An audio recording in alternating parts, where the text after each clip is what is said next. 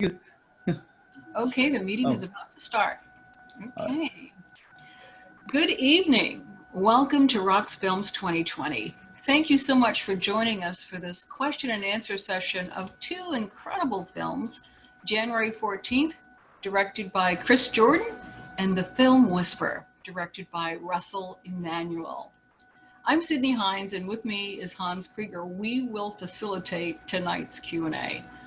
Now, I was moved by these two films. The first film explores the pain and aftermath of an unjust shooting by a police officer of a young married Black man. The second film shows the confusion and loss of a husband in the crossfire of dealing with the massacre of his wife and children. We would like to thank these filmmakers for sharing their work, especially during these times of unrest. We see the importance of telling your stories and sharing them with the world. So joining us from the films are Chris Jordan, January 14th, and Brian Ipsom should be joining us shortly. He should be coming on, also of January 14th. Also, Howard Nash, Whisper, and Russell Emmanuel, Whisper. You're going to start by having the filmmakers introduce themselves and then spend some time talking about their films. This is a webinar format, so if you have any questions, please use the Q&A, and should you have any comments, please use the chat function. I'm going to open up with the first question just to break the ice. Tell me, how did you come to the story? How did the story come to you?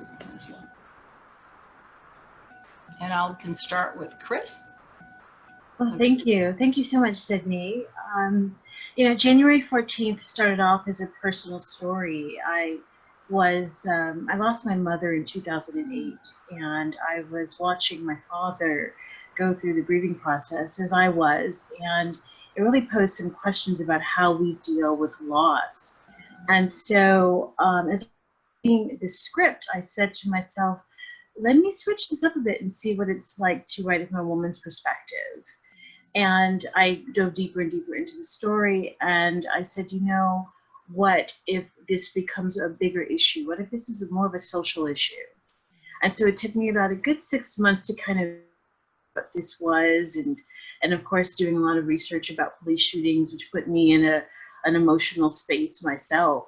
So, there was a message I wanted to tell and wanted to speak about, and it just so happened that it became relevant, and we made it last year.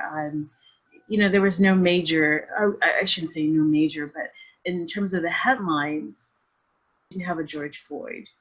And so now here we are in 2020, grappling with so much this year. And so I wanted to make a heartfelt story and make it less political, because I believe in speaking from the heart space. And so that was really what it was about, was really just talking about this in an honest way and using this vehicle called film, this wonderful thing called film, to express this message.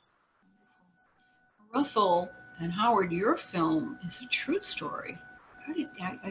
There's maybe a little bit of how you come to it, but how did you collaborate and build the layout of the film? How did you put it together? Sorry, we have another participant. Very sorry. He wants to be in the business. Russ and I have worked together for many years, and when I came upon this project and the decision to finally move forward with it, Russ was the first person that I called. And I originally got wind of the project when I was doing research at a library, and I kind of stumbled upon the story itself, which used to be front page news in the New York City newspapers. And I went to meet with the main character. We kind of developed a trust and a bond, and for many years it was just trying to make the film in very different incarnations. And when I called Russ, that's when I decided to just make the film independently and not really depend on anybody. And Russ, once he came to you, what were your thoughts? coming into the film? Well, I worked with Howard, by the way, several times. So I'm very appreciative when Howard comes back to me and wants to work with me again. For me, it's basically, you have this, I guess, everyman, if you want to call him, in my book, he's kind of like a flawed protagonist. But, he's basically treated unfairly, and yeah, he's a very successful businessman, and he has a lot of bluster, I guess, if you want to look at it that way. But what the police did to him was unjust. And, basically the two departments in New York and New Jersey never communicated with each other. So I thought that was kind of poignant for this film. And when Howard approached me, I already had an idea based on a previous film that we did called Occupants. The style that, Howard and I were going for was found footage, basically because it's a true story. It's this guy, Josiah Whisper, he likes to be videotaped. And that's the format that we went with. So, basically Howard explained to me that this was a story based from murders that happened in the 1970s. So I did my research and I updated it to the year 2016 based on technology that we have available now. So that's why it was shot the way it was. As you were making the film, or even just kind of coming up with the concepts of the films, and what were your challenges? Chris, what was your biggest challenge moving forward? Wow. Well, I want to say that I was really blessed to have an amazing cast and crew. And this is my first film. I've directed stage plays before, but moving into film was definitely a new experience for me.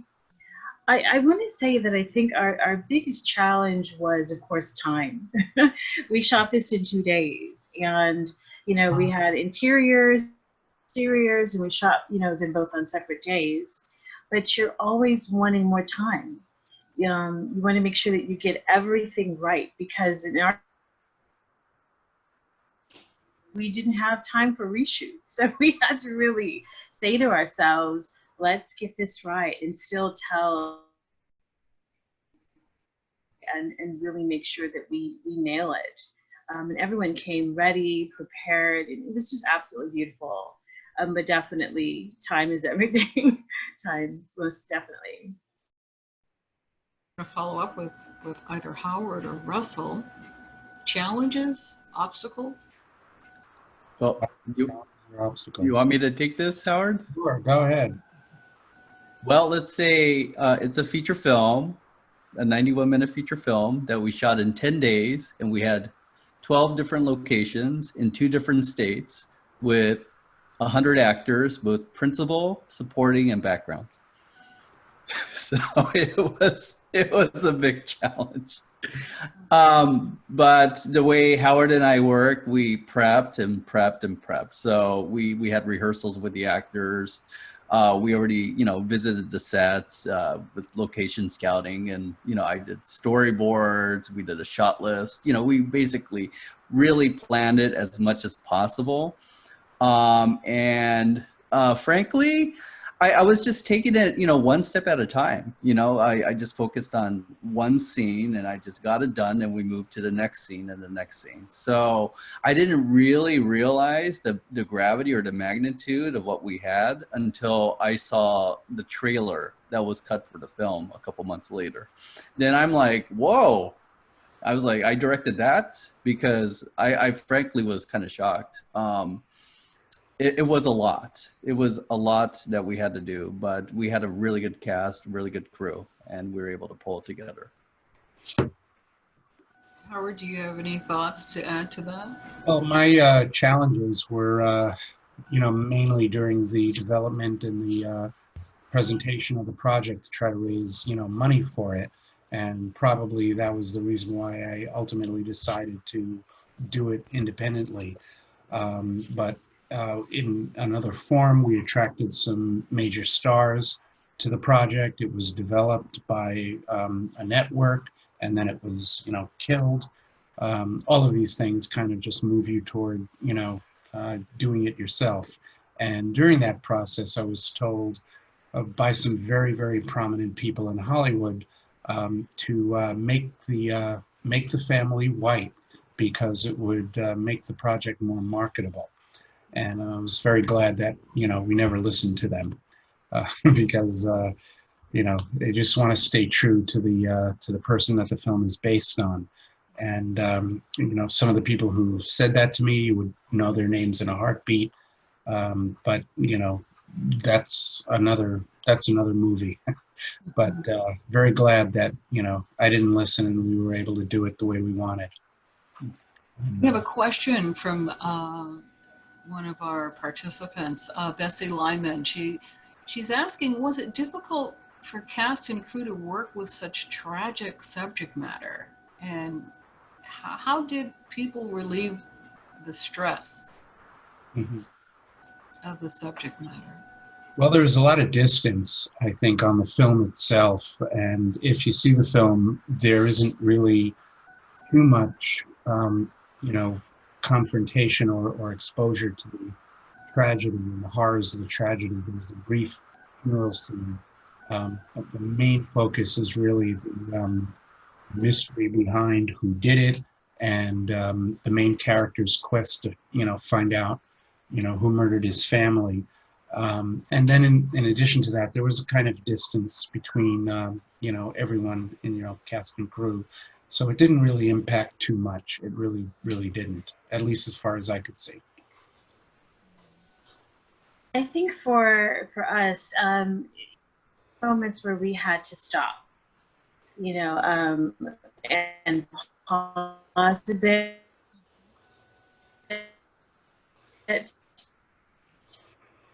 and give the actors, particularly the two, they were professionals. They came ready.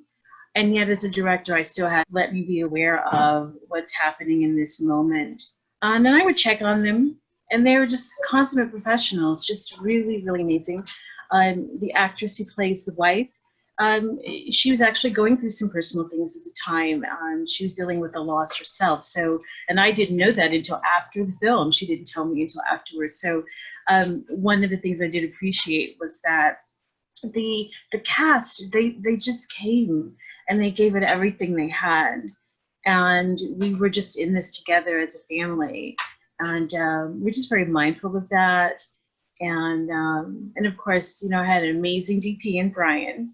And he was there with me. He understood what we were going through as well. Oh, goodness. We have another question from one of our participants, Cordelia. And she has a question about Wisper. Is the lead character still a prominent figure in Harlem that you know of? I know you said this happened in the 70s. He must be. No, unfortunately, he passed. He had a lot of medical issues, obviously, since the tragedy. And about 10 years later, he passed. And so it's kind of what we're trying to do right now is, our efforts are focused on reopening the case or getting the authorities to reopen the case to essentially clear his name because, for lack of any kind of resolution, everyone, at least in that neighborhood, still thinks that he did it. And I kind of made a, offhand promise that, we would try to reopen the case and try to solve the crime because it remains unsolved. If nothing else, to try to clear his name, because without a resolution, people are left to their own, conclusions, and it's not a very fair one. Well, Brian, you missed some of the questions. We definitely want to get some input from you regarding January 14th. Just what was your experience with the film? Well, my experience with the film, LaCris is a phenomenal writer. And when she approached me with the project, I was definitely on because I want to be a part of anything that she puts out. And it was a no-brainer. I went into it open-minded. and experimental, and I didn't want to um, do too much overthinking. I wanted to use a lot of natural light to help tell the story. And when I went to the into the pure space, I fell in love with the room, and the room was especially I'm referring to the apartment, Right. And it just helped tell the story more organically. And I think location is everything involving the film. And I just fell in love with it. And me and LaChris, we work well together. It's good having a writer that understands your vision and she understands my vision. And I think with that type of collaboration, everything just falls into place. I think about your films, especially being released during, the times that we're in right now. What would you say individually is the importance of your individual films? What's the importance of during these times that we're in? I think the challenge of police currently being accused of really making it difficult for men of color. Right. I think it's very important. I think telling a narrative from a particular point of view. There's thousands of point of views from that we could tell the story of police brutality. To be able to relate a story that's effective and that comes across as not taking a side, but just sharing a perspective of somebody who's grieving. And people can get affected. There's no limit to how people can get affected, especially during this time of crisis. Dealing with the pandemic and dealing with the police brutality that is wreaking havoc in our country. So doing these films, I think, are very important for healing within ourselves, and just telling the story just from our perspective, from a positive standpoint, from a place of love, a place that's not bashing the police department or just shedding light. So these films are very pivotal. There's such a lot to January 14th, and like you said, even the police officer, the way he responded to what he had done, alone dealing with what the results of his reaction, and even the compassion and love that you saw between the couple, and there are many themes that kind of came up in both films, in that it was human, the humanity of it all. Right. But I also love. Yeah, Go ahead. Go ahead, Brian. I'm sorry. Oh no. Chris wrote that part in. I was like, she was like, I gotta show the police reaction. Because we always see the aftermath, but we never kind of see, what their reaction was. And maybe they were regretful and, thinking the whole situation could have panned out differently. And so maybe eradicating their behavior, or just calming down, the situation, de-escalating the situation, So it was a good writing on Chris's part, and making was pointed out, seeing the police officers' reaction. Thank you, Brian. Again, I'm going to give kudos to the cast of the. It was so important to us to, I don't want to say get it right, but really take our time One of the things I really appreciate about Brian is that he's very zen. He's very zen when we're on set, and he calms me. I could be zen, but when I'm in the moment, I'm super focused, and he knows me that well. But again, it's just, you know, and even looking at Russ's film, it's humanity. It's showing these people's lives and who they were, and I think it's critical to tell these stories. So critical. Mm-hmm. I wanted to Russell and Howard to share, you know, just your movie. How do you feel like it's relevant for today? The fact that you took a crime or that took place in the 70s, and like you said, you brought it to 2019 or 2017 when the film was completed. What's the relevancy that you could bring? Well, Russ, you want to start? I just for me, you know, just don't jump to don't make assumptions. Mm-hmm. Don't make assumptions based on what happened. And I think for me, the police did that, especially the ones in New Jersey. And in the end, you could see the person who played was a Detective Cardelli, I think. He says, yes, we messed up. So he even made, you know, that assertion that yes, we actually did mess up. So basically, what I want people to get out of this is just don't jump to conclusions. You know, look at all the facts, and I think that is very relevant in the year 2020. Yeah, I would agree. I would definitely agree.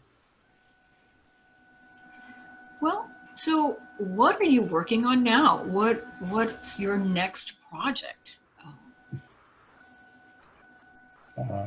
Well, for me, it's a big one is a faith-based aspirational project that I'm working on that may be shot over in Vancouver, up in Vancouver. But that's, you know, fingers crossed.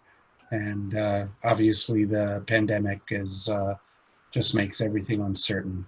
But that's the, you know, most important project I'm working on right now. And Russell? There's a zombie horror film that I'm working on right now that we actually are filming in November, and we got the locations, and we are talking about 2020, we're dealing with COVID, and COVID in the sense that it does add to the budget, and you have to get new people like a COVID compliance officer. So I think this is a good homework for me, for anybody who makes a film during COVID, because I have a feeling what I'm going through right now is the new reality, at least for the next couple of years. So yeah, it's going to be interesting, but we do have the budget, and we do have, one Star Wars actor and 2 Star Trek actors attached. So that's where we are right now. Question: how much does that really add to the budget of a film? I know Howard was mentioning earlier about the budget, and I'm sure he had an actual, but with 100 actors plus, I'm sure the budget grew exponentially. I will say this: each person has to be tested before they come onto the set, and it's right now. It's $120 per person. That's every day. It may go down, but right now, as per the Screen Actors Guild rules, it's $120 per person. So you times that by 100, and you get the budget. Would like to ask one thing, if I may. Everyone who's watching, the film is called American Wisper. Initially, it was Whisper, but it was changed as we were, you know, getting into production to American Wisper without the H. And if everyone could be so kind as to like us on Facebook, and if you've seen the film, to please rate the movie on Amazon. That would mean a lot to us, because the more engagements there are, the more we become, promoted in Amazon's algorithm. And conversely, if we have a lack of engagements, you're actually in danger of being dropped from the platform. So if everyone could please like us on Facebook and check us out on the Amazon page, we'd be very grateful. Again, the name of the film is American Whisper. Thank you for that correction. Appreciate it. So, Chris, you're not only a filmmaker, now you're a writer. What's in your toolbox, or what do you got? That's growing. We definitely plan to shoot another film. The goal is to shoot it next year.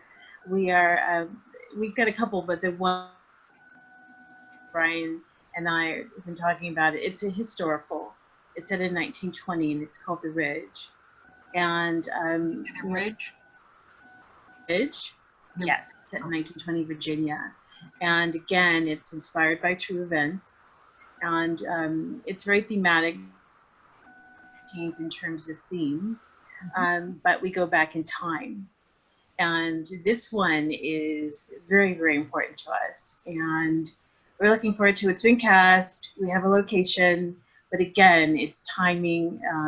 The cabin is on a very steep hill, but it's ideal. It's beautiful. And that is definitely the project that we're shooting for. We'd love to do that next year. And it's about weather too, because it's definitely in the mountains. So it's critical that we find the right time. But we're looking to do that next year for sure. Brian, so yeah, I know you'll be working with Chris. Is there anything else that you have going on in addition to that?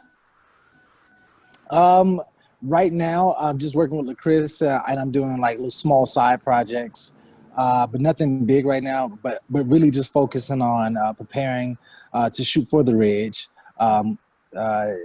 As all the pre-production takes a long time to really get it right and to be thorough and to be prepared. So when it is time to shoot, I like to be prepared. I don't like to be on set like rushing and like one of the other filmmakers said, dealing with this whole climate, you probably have to have somebody from a COVID advisor, consultant. So it's about adjusting to the change. And I think those who can adjust to the change are going to be successful. Those who are not going to be able to adapt it's going to take a little time. But I'm just working with Chris and doing little side projects, keeping my chops up and filming as much as I can. I'm flying back and forth. I just flew into California. That's why I was late.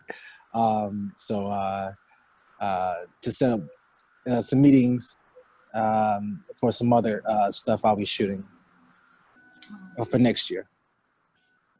Well, it looks like we are close to the very end, and I just want to say how grateful we are to have you all with us. It's really been a pleasure to hear your thoughts on your films and just to look forward to what you're about to do coming into 2021. So if you, as participants, if you have not already viewed The Birth of Pleasure and The Debauchery Ball prior to our next Q&A with the filmmakers, you can do so now. The Q&A for these films will start at 10:45 this evening, so please join us again. It promises to be a great evening later after the Q&A, as we have the Debauchery Ball DJ party experience from a DJ's Love After Sex and Camden Lee out of Los Angeles. So take a look at our website for all the other activities and films that will be taking place throughout this weekend of the festival. Thank you again for joining us tonight. And also to the filmmakers, we so appreciate your contribution to the Roxbury International Film Festival. And this will end our Q&A. Thank you so much. Thank you so much. Thank you. Thank you. Thank you, Hans. Take care. Bye, Cyndee. Bye, Chris. Bye, Russ. Yes, bye, Howard. Hi, Howard. Hey, Chris. Bye. Everybody. See you guys.